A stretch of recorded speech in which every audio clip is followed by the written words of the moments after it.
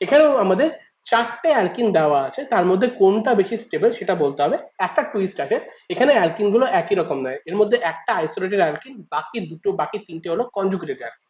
তো প্রথমেই আমাকে যেটা মাথায় রাখতে হবে সেটা হলো গিয়ে যে আইসোলেটেড অ্যালকিন কিন্তু কনজুগেটেড অ্যালকিনের থেকে লেস স্টেবল। তার কারণটা কি?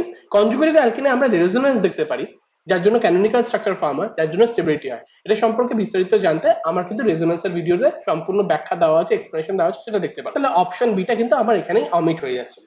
দ্বিতীয় ব্যাপার হলো যে কনজুগেটেড যে অ্যালকিন গুলো আছে সেটার কিন্তু দুটো ভাগ আছে, মানে কনজুগেটেড অ্যালকিন গুলো এটা কিন্তু ডাই, মানে ওয়ান, এটাকে যদি আমরা দেখি 1 2 3 4, এইগুলোকে আমরা বলি ডাইন অল্টারনেটিভ ডবল বন্ড যেখানে আছে।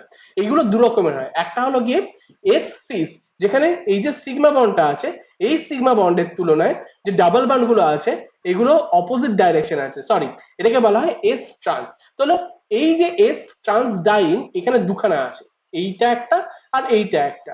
বাট এইখানে দাঁড়িয়ে কিন্তু আমার যে ডাইনটা হচ্ছে সেটা হলো যে এস সিস, এবং এই ক্ষেত্রে দাঁড়িয়ে দুটো অ্যালকিন গ্রুপ একই দিকে থাকার জন্য কিন্তু রিপালশন হচ্ছে।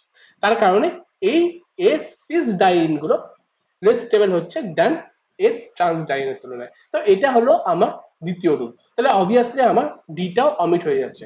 নাও এ আর সি এই দুটো ডাইনের মধ্যে কোনটা বেশি স্টেবল হবে, এইটা আমাকে জানতে গেলে আমাকে দেখতে হবে হাইপার কনজুগেশনের রুল। তো হাইপার কনজুগেশনের ক্ষেত্রে কি অলরেডি বলেছি যে নাম্বার অফ আলফা হাইড্রোজেন আমাকে দেখতে হবে অ্যালকিনের ক্ষেত্রে, মানে অ্যালকিনের এই যে আলফা কার্বনটা আছে এখানে, এটা হলো অ্যালকিনের আলফা কার্বন, আর এই অ্যালকিনের ক্ষেত্রে দুখানা আলফা কার্বন আছে, এইটা আর এইটা।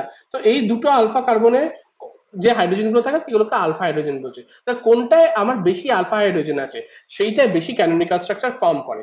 তো বেশি নাম্বার অফ আলফা হাইড্রোজেন হলে বেশি ক্যানোনিকাল স্ট্রাকচার ফর্ম করবে, এবং বেশি ক্যানোনিকাল স্ট্রাকচার হলে কিন্তু আমার স্ট্রাকচারের স্টেবিলিটি বেড়ে যাচ্ছে। তো এখানে দাঁড়িয়ে অপশন যে এটা আছে আমার দুখানা আলফা হাইড্রোজেন আছে, আর অপশন যে সিটা আছে এখানে 3 + 2 টোটাল 5খানা আলফা হাইড্রোজেন আছে। তাহলে এবার তোমরা বুঝতেই পারছো যে অপশন সিটা হলো মোস্ট স্টেবল, আর অপশন এটা হলো সেকেন্ড মোস্ট স্টেবল, কারণ কোশ্চেনে জানতে চাওয়া হয়েছে which is next most stable isomer, which is most stable আর নেক্সট মোস্ট স্টেবল আইসোমার।